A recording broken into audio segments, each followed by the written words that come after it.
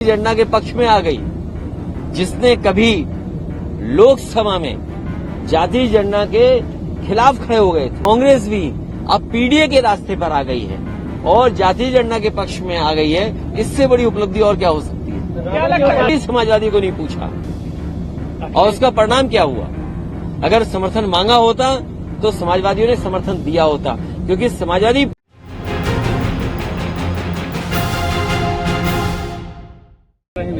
ये इसलिए लड़ रहे हैं कि जनता को धोखा देंगे कि इतने हमारे मुख्यमंत्री हैं, इनमें से चुन लो, इन मुख्यमंत्री बनाए जाएंगे। इंडिया गठबंधन क्या प्रमुख घटक है? अगला कदम क्या होगा इंडिया गठबंधन? अगला कदम यह है कि जाति जनगणना पे जनता को जोड़ा जाए, जाति जनगणना जनता को समझाया जाए।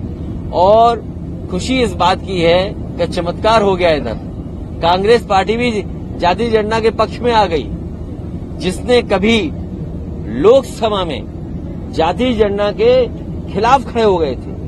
मुझे याद है वो समय में लोकसभा में था, नेताजी शरद यादव जी, आदरणीय लालू प्रसाद यादव जी और दक्षिण के सभी नेताओं ने मांग की थी कि जो सेंसस हो रहा है वो जाति के आधार पर हो, लेकिन उसने कांग्रेस ने स्वीकार नहीं किया था। मुझे खुशी है इस बात की कि कांग्रेस भी अब पीडीए के रास्ते पर आ गई है और जाति जनगणना के पक्ष में आ गई है। इससे बड़ी उपलब्धि और क्या हो सकती है?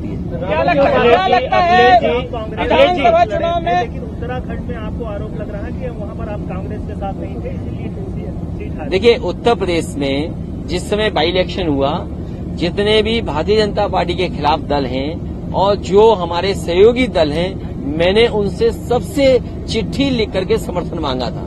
लेकिन उत्तराखंड में हो सकता है कांग्रेस को ये लगता हो कि बिना समर्थन के ही हम जीत जाएंगे। उन्होंने किसी समाजवादी को नहीं पूछा और उसका परिणाम क्या हुआ? अगर समर्थन मांगा होता तो समाजवादियों ने समर्थन दिया होता, क्योंकि समाजवादी पार्टी वो दल है जो इंडिया को मजबूत करना चाहता है, इंडिया गठबंधन को मजबूत करना चाहता है। उत्तर प्रदेश में समाजवादी पार्टी बीजेपी को रोकेगी तो दिल्ली में बीजेपी रोकेगी। आज सबसे ज्यादा घबराहट बीजेपी को किसी से है तो समाजवादियों से है। अभी हाल में देखा नहीं है आपने, जब दिल्ली में G20 चल रहा था तो घोसी में कितनी बुरी हार हुई भारतीय जनता पार्टी के लोग। अब अपनी हार की वजह नहीं बता पा रहे हैं और कितना संसाधन जुटाया था, कितने नेताओं को जुटाया था, क्या भाषा इस्तेमाल नहीं हुई थी, लेकिन उसके बावजूद भी जनता ने समाजवादियों को चुना, पीडीए को चुना और उसका परिणाम ये है कि 50,000 हार हारी है भारतीय जनता पार्टी। इंडिया गठबंधन के बाद भारत, इंडिया का नाम भारत करने का एक सिलसिला शुरू। देखिए, ये बातें इसलिए हो रही हैं कि पहले नेताजी ने भी एक बार प्रस्ताव पास किया था विधानसभा में, उस समय बीजेपी के खिलाफ थी। जब नेताजी ने विधानसभा में ये प्रस्ताव रखा था उन परिस्थितियों के हिसाब से कि इंडिया का नाम भारत कर दिया है, उस समय बीजेपी ने खिलाफ थे, बीजेपी के लोग वॉकआउट करे थे हाउस में। आज इन्हें भारत क्यों याद आ गया? ये भारत याद करें या कुछ याद करें, इंडिया इस बार इनको हराएगा। मध्य प्रदेश में विधानसभा में आप गठबंधन करेंगे अब ये विधानसभा चुनाव? नहीं, हमारा देखिए हम बहुत क्लियर हैं, हमें किसी से कोई क्लियरिटी का सवाल नहीं है। हमारी पार्टियां हैं यहाँ, हमारे विधायक थे, हमारी पार्टी को वोट मिलता है। जो हम अपनी पार्टी को एसेस कर रहे हैं, जो हमारी पार्टी के अच्छे कार्यकर्ता नेता हैं, आकलन करेंगे और वो बात रखी जाएगी जो प्लेटफॉर्म है उस पे कि हमारी पार्टी के ये प्रत्याशी हैं, हम इनके पक्ष में आपसे मांग रहे हैं। क्योंकि आपको वहां भी कुछ मांगना है। अब ये बात अलग, कोई बड़ी साजिश हो रही हो तो बड़ी बात है। रावण के एक उपासक है, उनकी बेटी को भाजपा ने टिकट दिया मध्य प्रदेश। देखिए, बीजेपी कुछ भी कर सकती है। बीजेपी को ये बताना चाहिए आपको और सवाल पूछना चाहिए बीजेपी से। दिल्ली में नए लोकसभा में एक नया बिल लेकर के आए, महिलाओं को आरक्षण देने के लिए, सीटों का आरक्षण मिलेगा उनको, और नाम भी बड़ा अच्छा रखा उन्होंने। मैं ये जानना चाहता हूं, जो अभी सूची जारी हुई है भारतीय जनता पार्टी की, उसमें महिलाओं को टिकट कितनी दी है? क्या महिलाओं के साथ धोखा नहीं है?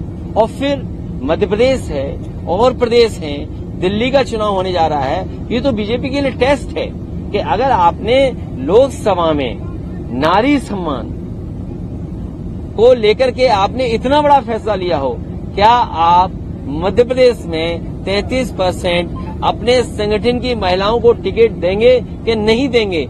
अगर ये नहीं देंगे तो इसका मतलब ये है कि इन्होंने जानबूझ करके जनता में महिलाओं को धोखा देने के लिए बिल लाए थे। अभी आपने कहा कि नई लोकसभा की बात की, पिछले दिनों जो भी सांसद के साथ हुआ आपकी पार्टी का भी समर्थन था उनको, वो हमारे ही सांसद है जी, तो उस मामले में ये अगला कंफ्यूज स्टेप- मत रखिए। जी, अगला स्टेप ये कंफ्यूजन नहीं होना चाहिए।